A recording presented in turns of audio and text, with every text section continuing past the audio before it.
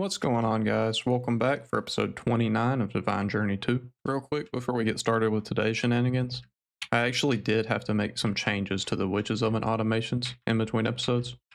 So what was happening was even when this slot was filling up with jars, it would continue running, and that was burning through all of our input items. So instead, I have used a level emitter onto a item conduit with extract active on redstone signal. So that will only activate these jars whenever we have less than 64 in the system. So now real quick before we hop into chapter 21, I want to knock out a couple of automations. We're going to need 3 more thaumatoriums. That way we can automate magic tallow, alchemical brass, and thaumium. And this setup is not going to stay like this, don't worry. I know it's ugly right now, but all of this Thaumcraft stuff is going to change in this episode. And you know what? We might as well use this last one for magical leather. While we're waiting on those buffers to fill, I'm going to head over to the Mortem. And we're going to raid some more dungeons because I need more sodium. Well, I'll call that a pretty successful dungeon run. We got a ton of blood magic cores, some Botania runes, almost 200 alchemical brass, almost 30 sodium, and almost 80 thaumium. Well, I guess that could be a problem. So now that the front side drawers have filled up, because I limited item filtered them, all of the items are just getting spit out the back. So I'm not really too sure what to do about that, other than just turn this conduit off. Guess we could always level emit these, but I don't think that's really necessary since this whole setup's going to change today anyway. But anyway, back to what I was doing. The reason I needed that sodium was so I can make some more distilleries. 5 more to be exact, and we're going to set each of these 6 up in order to do on-demand crafts. Hopefully that'll be fast enough. To do that, each one of these is going to need an interface on top in blocking mode. And actually this setup isn't going to work just like this because we need to be able to pull items out of the bottom. But something like this should work. Now we just need to set up our item conduits to pull out of the bottom. And these are going to insert back into the interface. And we're also going to need to extract blaze powder out and insert it in from the backside. And that should pretty much be the distillery setup complete. So let's set up some patterns for stone ichor just to test it out. Alright, each of the interfaces has a pattern inside. So let's request 6, which should place it in each one. This one's working, this one's good, good, good, good, perfect. And the item finished up, got sent back in, and finished the craft. And while we're here, we might as well go ahead and set up some on-demand for spinning wheels and the Witch's Cauldron as well. For the spinning wheels, we'll once again need an interface on top, and the Witch's Cauldron is going to need a precision dropper with an interface behind it. Each of the spinning wheels is going to have the items pulled out of the bottom just like the distilleries. And then for this setup, we're going to need a range collector. Now, another issue we're going to run into is some of these crafts need 2 items of the same type. And those aren't going to, we're going to want those not to stack in the spinning wheel or distillery. To remedy that, we're going to use some inscribers. These are going to be on demand, and inside they're going to need a name press. To make the name press, we need to get a quartz cutting knife, throw an iron ingot in, and then set the name as whatever we want it to be. Then we can just make patterns. For example, the first one's going to be wheat into the renamed version. And then we can also exchange one of these pieces of wheat in the recipe for golden thread with the renamed version. So now let's test it out by requesting some golden thread. Yep, all of the items got put in, one rename, one regular. And then when it gets done, it's going to pull out the bottom and insert back into the interface. But here's another problem. The wheat's not actually getting inserted into the inscribers. So that's just because it actually needed to be inserted from the sides. So this setup is working now. And now we just need to test the Witch's Cauldron. So let's request 1 tallow. And it works. And with the area now cleaned up, it's time to move on to chapter 21. Chapter 21 is all about the second half of Thaumcraft. First, we need to get some causality collapsers. So let's encode some recipes for these. And we'll start out just requesting 5 for the quest, but I'm sure we'll need a lot more of these. And now it's time to make a mess. So let's head a few hundred blocks away. Should we do it? Should we do it right here in the middle of this village? Kind of think we should. Alright, so we're going to put down our netherrack, and we're going to need to get down our crucible. Then inside of our crucible, we're going to put a stack of compressed sand. which should cause it to overflow extremely with V. And we'll take this back up. And look at here, we already have rifts spawning in the world. And what we're going to want to do with this is throw our primordial coral at it. And we're going to collect the drops. Did we get lucky? We did not. So what we're looking for is void seeds, which we did get some of. And then we're also looking for primordial pearls. These can also be called primordial motes or primordial nodules. Oh, here's another one.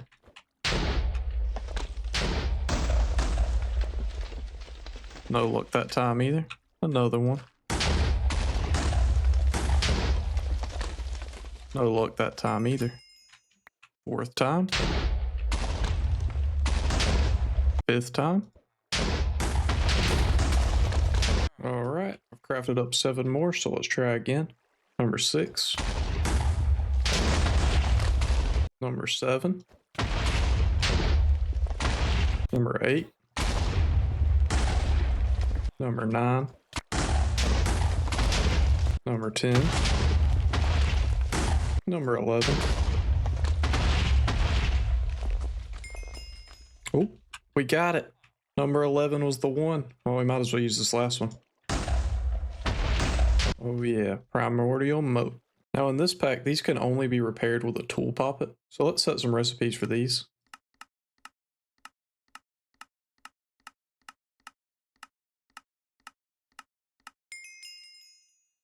And we get 3 free ones from the quest.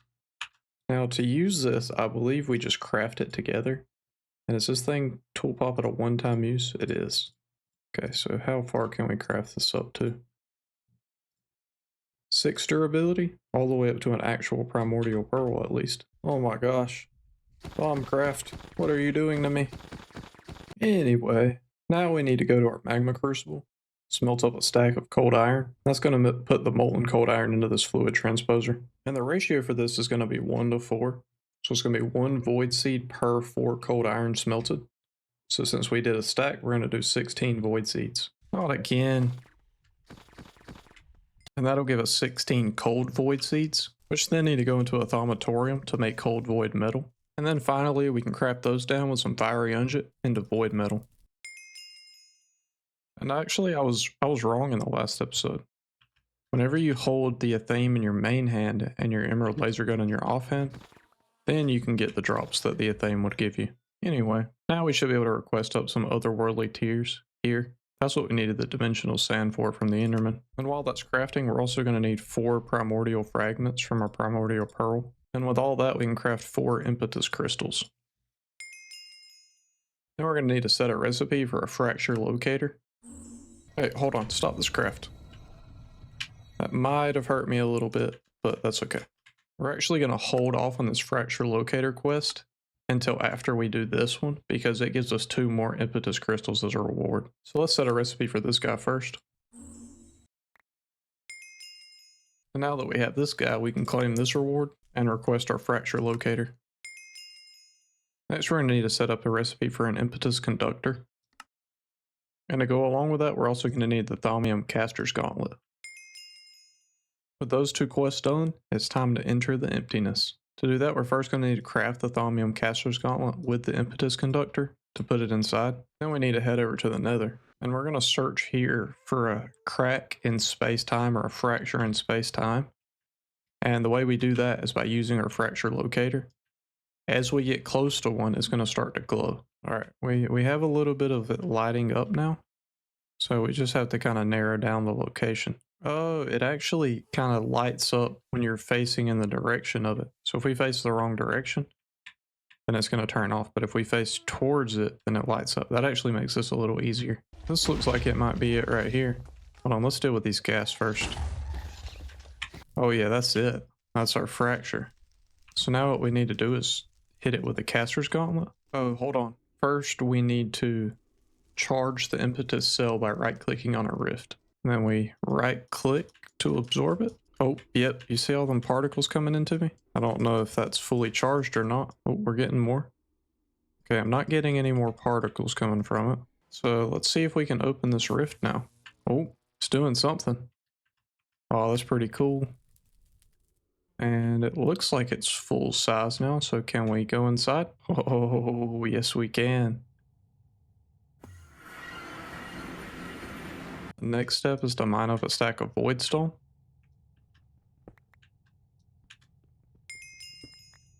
Then we throw this into the thaumatorium to make Eldritch stone.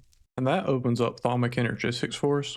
We're going to get into that later though. Instead, let's head back to that dimension. And we got to look for a structure here called the Eldritch spire. And I'm wondering if this is it here. Alright, well this looks like the entrance. And it says to right click with the caster's gauntlet. Oh, that's awesome. Alright, we're in. What does this structure have in store for us? Ow! Eldritch autocaster? That's kind of crazy. Eldritch pedestal. Rune tablet? Maybe that opens this door? Oh yeah. Alright, before we go down there though, let's see if there's anything up here. Ow! It looks like there's more doors the further you go up, so maybe we need to find the key down that hallway. Strange crystal. Oh, that just drops random D crystals. Crusted opening. Crabs are spawning from this. Let's get rid of it. Hey. Ancient obelisk. Can I get this? No, I can't. Now these I did know was here. These urns, we're going to break all these with silk touch.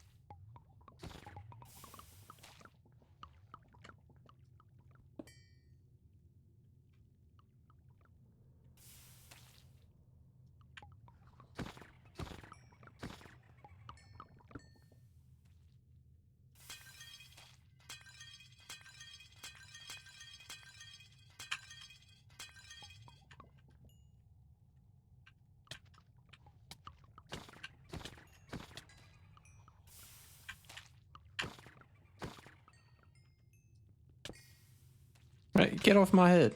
Oh, that looks like our key up here. Probably need to have an empty hand to pick it up. And another Eldritch autocaster. So does this open this door? Looks like it. What do we got down here? Okay, I can't break that. But it looks like this top floor up here is open. So what do we got down here? Well, this hallway here seems to open up to down below. I'm not sure if that's intended or not. It looks like it is. Oh yeah, because at the end there's stairs going up into those center structures. And at the top of the center structure, we have our second key, or third key, and a bunch of urns. Here's the next door. And what do we got down here? I can definitely see a lot of urns. Oh, and there's a lot of these pedestals on the last floor. One of them's got to have our key, right? Sinister blade. Does it look like it takes a sinister blade? It does. Alright, and what's down here? Outside of me and my blindness. Some kind of little wormhole. Well, I'm sure this is the boss room, but I'm not sure how to spawn this guy in. And the quest doesn't tell us anything, it just says defeat the final boss. Okay, somebody said I need to right click this with the gauntlet. Oh, yep, here we go. Alright, I wonder how hard this boss is going to be. It's a pretty cool animation.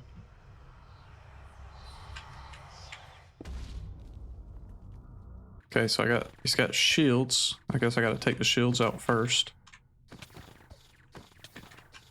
And then it's just hitting the boss. What was that, a guardian? He's invincible right now. Oh, there we go. Now we're hitting him. Oh, and he's dead. Well, that was a little too easy. And he dropped us tattered scrolls and a primordial pearl and a rare treasure. Freaking warp. Now there's this vengeance pickaxe here.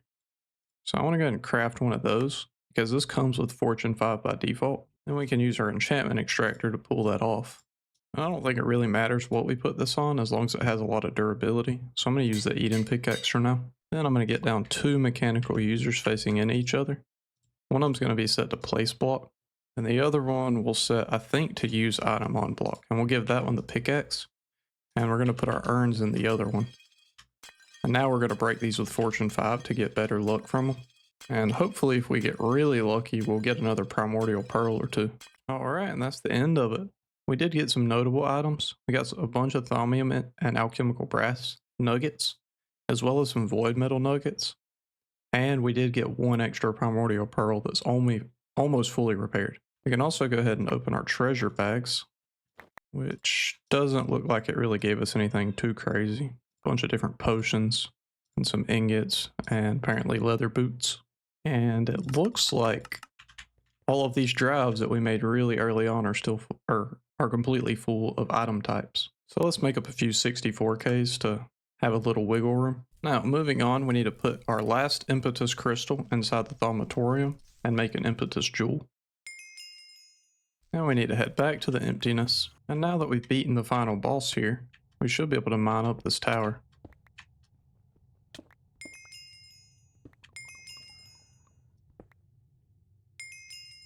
With some of the materials that we gathered from there, we're going to need to craft up a few more Eldritch pedestals. Then we'll set up a recipe for an impetus drainer. Following that, we also need to craft an impetus resonator, an impetus relay, a recharge pedestal, and then we can use that recharge pedestal with a few other items to craft a void recharge pedestal, an impetus diffuser, and a potion sprayer, both of which we're going to use to make the Arcane terraformer, and 4 biome focuses. And we'll set one of these biome focuses to the magical forest, one to the ocean, one to the mortem, and lastly, one to the nether. And I'm assuming this next quest is going to give us a little bit more detail about the Arcane terraformer and how to change biomes. So let's complete this quest first. We can do that by crafting our impetus conductor, which is full, with an impetus crystal. So now from what I understand, we need to get down our Arcane terraformer. And it's going to need to be 1 block up in the air so that the bottom can be accessed. Then nearby this thing, we're going to need our impetus drainer. And this is actually going to go really close to this rift, so we'll put it down last. And we'll also need an impetus relay. And we should be able to link these things. Okay, yeah. So we can link them by shift right clicking on the one that we want to send, and then right clicking on the one that we want to send it to. And we're also going to need to snag a few of our jars of Essentia. We're going to need Terra first, then Ignis, Air, Permutatio, and Aqua. Now I know Permutatio goes on the bottom. We're going to hook that up with an Essentia tube. But the rest of these are color coordinated, and I'm a little bit colorblind. So I think obviously the blue one is Aqua, and I think this is the Ignis one. Then this one I think is Terra, and this last one I think is Air. Hopefully all of those are hooked up correctly. All right, and then let's start with the biggest, which is going to be the Mortem biome. Now the Mortem is going to be a range of 4, and it's going to be square. So if we put our Mortem biome focus in here and set it to a range of 4, and then square, then maybe we hit it with the caster's gauntlet. Okay, that started it, but we don't have any impetus going into it, so maybe we need to hook this guy up. I really hope this doesn't destroy it, but we can, and it did. All right, well, let me go craft another one of those. All right, I got another one. So I don't know how close this thing has to be. Let's check the cheater's Thaumic. I can't see anywhere in there that it really specifies. So let's put it like here, maybe. It looks like it's draining. Are we working? Yep, looks like it. Hey man, this thing is slow. We've got a long ways to go just for the mortem, and we still have 3 more biomes to do. But while we wait, we can at least go ahead and craft our ritualistic biome checker, which when we're standing here in the middle, will actually tell us in the bottom left how many of the biomes are actually complete.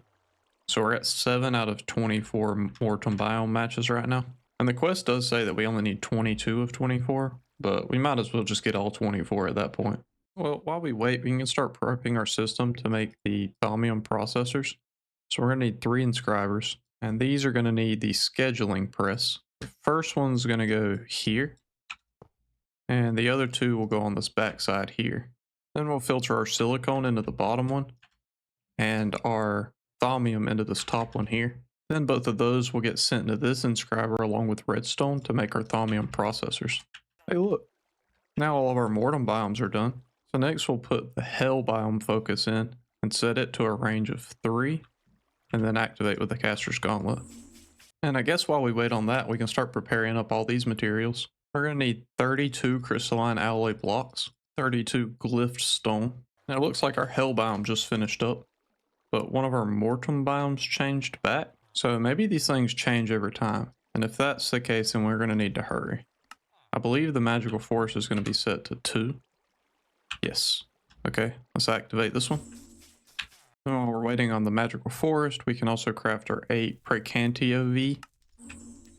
And after crafting those up, it looks like our magical forest is done. So then we just need the 1 ocean, which should be done pretty quick. Yep, that one's done. And now we need to do the magical forest again because starting that made us lose 1. Oh, okay. So we can get away with just 7 of the 8 magical forests. So this setup should be good to go. We just need to get the rest of our crafting ingredients. And for that, we're lacking about 2 stacks of Thaumium. So I know just the solution. We can make up another builder. Then we can craft that down into a digital miner. And then we'll set this up in the emptiness dimension. And we're going to need to go to the config and filter it for all the different urns. And now we're just going to mine them all up very quickly. And once we've maxed out its range, we move it and start it back up again. And within the time frame of about 30 minutes, we have about 1.5 stacks of rare urns, quite a few stacks of uncommon urns, and then almost the entire digital miner filled with common. So now we just need to process these through our mech user system.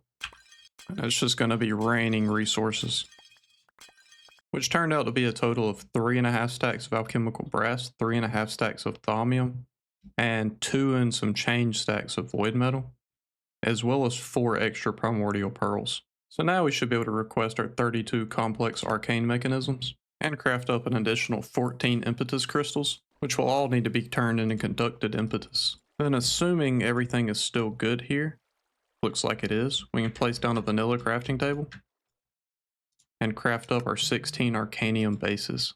What am I missing? Oh, I crafted 8 of each of these, but I needed 16. Let me go get those real quick. Now we should be able to craft up our remaining 8 arcanium bases. And I believe that we're completely done with this setup. So we're going to take all of our jars and our arcane terraformer back. I am going to leave this setup here just in case I do need to still craft something here. We'll have it and we can always come back. But the rest of the stuff we're going to take with us. Next up, we need to craft an elite crafting table. And we should have all of these items already except for these advanced crafting table tier 2s. We have made these before, but instead of crafting 8 of them, we can just come over to the Appalachia and raid for them. I will say that was a lot easier than crafting them, and I also got 10 extra unending bowls while I was there as well. But now we should be able to go ahead and craft our elite crafting table. And that opens up 2 new quests for us. The first one, we already have all the items for. Actually, both of them we already have all the items for, and that's going to be the Arcana portal frame and the Mortem blocks. And both of those quests lead here into chapter 22, but I think for the remainder of this episode, we're going to stay over here in Thaumcraft. But before we do that, I want to craft the quantum link card. And with this, we're going to need to build another quantum link chamber. I'm actually going to put this one right here in place of this wireless access point.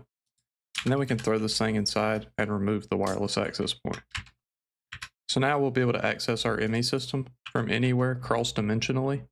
And it'll also save us a lot on power draw. I also want to go ahead and claim all of our unclaimed quest rewards. It's been a couple episodes since we've done this, so we have a lot to claim. Like I said, a lot to claim. We filled up an entire small storage crate with all kinds of various things. And at the same time, I have some stuff in my inventory. These top 2 rows are more notable things that were really nice to get from quest rewards.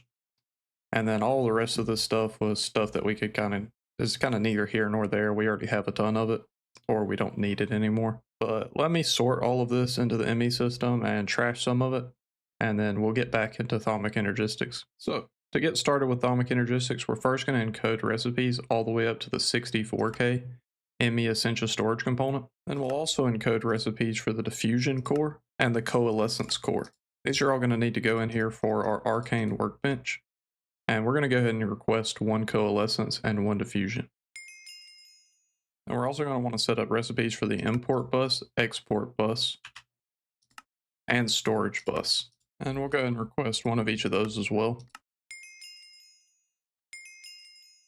And we're also going to want to set up recipes for the arcane crafting terminal here, and the arcane assembler, blank knowledge core, and arcane inscriber.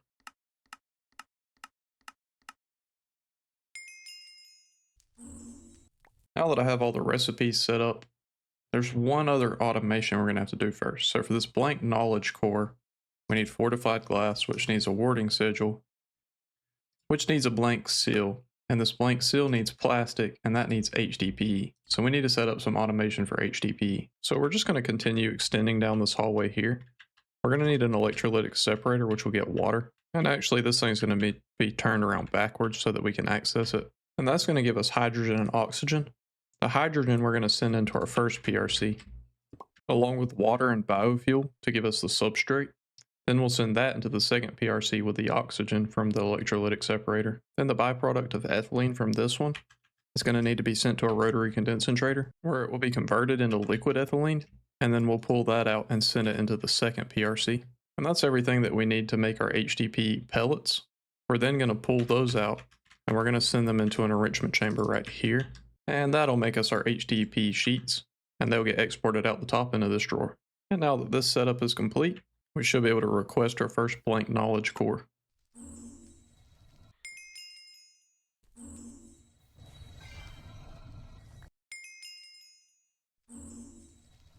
And our first arcane assembler. Now, what this is going to allow us to do, if we get this arcane inscriber down, is inside we can put our blank knowledge core, and then we can encode arcane workbench recipes. So for example, something that we use a lot is a V resonator. So we can click save and save it to one of the 9 recipe slots in this knowledge core. So let's fill in the other 8 recipe slots with these patterns that I took from the arcane workbench. We already have the V resonator, so let's do all the rest of these 8. Now that we have all the recipes saved, we can put this down somewhere, the arcane assembler, that it can connect to some channels. Maybe it doesn't allow pass-through. So let's connect it up with some cable. Okay, yep, device online now. And then we put our knowledge core inside. Now we should be able to come in here and request for a V resonator per se. And in a second, this should go up to 3. Yep, craft complete. And we can claim a second blank knowledge core from this quest. And we need to request a second arcane assembler, but apparently we're missing mithril glass. So let's go ahead and put that on passive. And apparently we're also missing pulverized mithril, so we need a crushing factory as well. To do that, we'll just send mithril to the crushing factory to get our pulverized mithril, and then we'll send that into the induction smelter with hardened glass. And now we're getting our hardened mithril glass, but we're also getting a byproduct of rich slag. But we do already have a drawer for it. So we should be able to just extract it out on an unused channel and send it back into the interface, which will automatically put it in that drawer. And now we can request our second arcane assembler. which will go down right on top of the other one and get 9 recipes as well. But before we can add any of these Essentia storage components to it, we're going to need to craft one of each one. So here's our first 1K, then our 4K, then our 16K, and finally our 64K. And that just leaves 13 more patterns in here for our Arcane workbench that we need to make recipes for the Arcane assemblers. But if we try to craft 2 more blank knowledge cores, we're missing 11 sodium. So back to the mortem I go. Raiding mortem is a lot faster. Okay, I still need to craft these things, which are things I gotta do manually, but we have our sodium now. But as I was saying, raiding mortem is a lot faster because not only do we get sodium faster, but we also get a lot of other goodies to go with that sodium as well. But after today, we shouldn't have to do that anymore. We should have sodium automated at the end of this episode. Well, that took a long while, but now we have our last 2, so we can encode recipes for these. Now all of our patterns for our Arcane workbench here have been transferred over into Arcane assembler patterns. And we also have 6 extra slots in this one, so we can add more recipes later on. Speaking of which, we need to go ahead and add 2 recipes, one for the Arcane charging upgrade, and one for the workbench charger. And the reason that we needed to add these, we're going to go ahead and request 4, one for each one of our Arcane assemblers. And the reason that we needed to add these is because these things will suck the V out of the chunk, but just like the Arcane workbench, they can run out. And actually, this one's out of V at the moment. So if we grab one of these charging upgrades, the one that it was able to craft, it can keep going. And we can also add 4 acceleration cards to each one. So now, hopefully, we'll never have to deal with the Arcane workbench again. Can't make any promises on that one though. Well, excuse Thaumcraft causing darkness on the screen, but it's time to upgrade every single one of these smelteries to a Thaumium version. But to do that, we need some more Thaumium. So you guys know what time it is. It's time to use the digital miner on some more Emptiness dungeons. Alright, I spent just over 30 minutes over there, and I come back around 150 rare urns. A little over 1,000 common, and a little under 1,000 uncommon. So now we just gotta process all these. So it looks like we got 6 more primordial pearls. We have 6 stacks of thaumium, 6 stacks of alchemical brass, and almost 4 stacks of void metal. So I'd definitely say that was worth it. Now I'm still not entirely sure that's going to be enough, because these crafts are going to be expensive. Because we're going to need to make 41 thaumium smelteries, and then what, 41 times 3 more alembics, plus 41 times 3 auxiliary pumps, plus 41 times 4 import buses, plus another 41 export buses, plus the drives, plus the buses that we're going to need to export into the thaumatoriums. So let's just get started and we'll see if we need more later. We'll start off by requesting the alchemical constructs needed to make them, and probably batches of 10 if we can do that. Yeah, we can. Alright, well, we got up to 62 out of the 82 that we need. And we ran out of elevatium, or not completely out, but we're too low to craft any more batches of 10. So let's let this build back up. And while we're waiting on that, we're going to rework some of these item routing things. Actually, we kind of need to be able to move the smelteries, and we're not going to do that until we have the thaumium ones in order to be able to route the items. So instead, let's craft some of the other things that we need, like 123 arcane alembics. And we need more import buses, but guess what we're missing for that? More thaumium. So back to the emptiness I go. Well, I'm back from my trip to the emptiness. This time I come back with just over 200 urns. It took me around an hour, but that's okay because we still don't have all the elevatium we need. But let's get this stuff processed up. Alright, this is what we got. Got a whole lot of brass, thaumium, and void metal, and I think we got about 14 primordial pearls. But I'm not too positive on those numbers because I'm having to put stuff into the ME system so fast, sometimes they slip past me. And we're getting past the point to where I remember how much we had before. Although we don't have all of the elevatium we need, we do have enough to request our last 20 alchemical constructs. And we got all those crafted up. But after that, we're still about 300 elevatium short. And I was going to put it off, but back here in chapter 19, we unlocked better elevatium production when we unlocked the crafting core and the pedestals. So let's go ahead and craft up 6 more pedestals. And one of those we'll use to make another crafting core. And we're going to extend this area out once again. And then we're going to need to filter the combination crafter so we have 3 empowered glide, 1 empowered emerotic, 1 empowered diamantine, and then solidified experience. And that's going to make us 12 elevatium as opposed to the 6 that we got before that we also had to empower once again.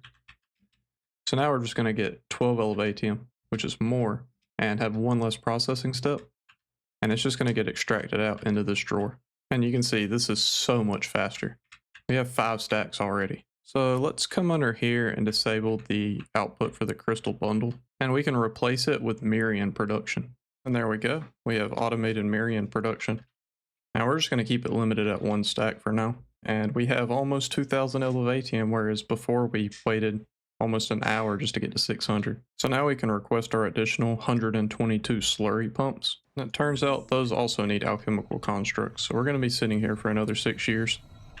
We also need to request 163 more Essentia import buses. As for our drives, I was going to make a bunch of 64Ks and partition them and just go all out. But that requires thousands of thaumium. And I cannot afford that right now. So instead, I think we'll go the lazy way. Just make one 64K drive, since we already made this one earlier. We can't do just one because it only allows 12 types. But we can go ahead and just request 3 more, and then we'll continue adding them as needed. And now there's just 2 things left to craft before we can set this system up. First is the Essentia Infusion provider, and we're going to need to set up recipes for this. And request one of those. And crafting that also gave us a trophy. And lastly, we're going to need to craft all of our Essentia smelteries down into the thaumium tier, so we're going to need to pick these up first, and then request for 41 thaumium Essentia smelteries. While those are crafting, I'm going to go and start cleaning some of this stuff up here, because we're not going to need it anymore. Alright, our smeltery is just finished up. So let me show you how this is going to go. It's going to be very similar to the last setup, but a few minor things are going to change. One is we're going to alternate the smelteries all the way down. So we're going to alternate them like this. Then each one is going to get one of these slurry pumps on all 3 of the back sides. We're going to be pumping the items in the front now. And that's why we're alternating them, so that we can actually fit all 3 on here. From there, we're going to add the Arcane Alembics. We're going to have 4 for each one. So it's going to go like that. And then each of those is going to have an import bus on top of it. So let me do this for all of these, get all the filters set, and move some of the ME system stuff around so that we can have enough channels for this. And I'll be back with you shortly. All right. This is what we got so far. So I've set these back up. I haven't connected them up to the ME system or anything. So they're not going to have any way of actually crafting items right now. But this is the main focus. I did also go ahead and remove the the infusion matrix from over here. And I moved it over here on this back side. And it's got the provider now. So no more mirrors for that. All of these have been set up exactly how I said they would. And now, if we come in here, we have all of our Essentia automated and being sent into the ME system. And it's fast. So we shouldn't ever run out of any of this stuff again. But we are going to have to keep an eye on our drives. Like our first 64K here is already at 48,000 out of 65,000 bytes. So that's not going to last us too much longer. But then some of these other ones are like, this last one's at 5,000, so it's not really a big deal yet. And what'll happen is the fastest items from this will kind of pour over in here. But ultimately, we're probably going to end up having to add a few drives here, and we have the extra channels to do that. At this point, though, I think it's about time we get the auto infusion matrix. So I'm going to need to start crafting up and gathering all of these materials. And I have them all pinned up here, so we're going to set some recipes for some of these. Some of these we're going to craft manually. I'm probably going to edit this down into some kind of time lapse or something, so just bear with me.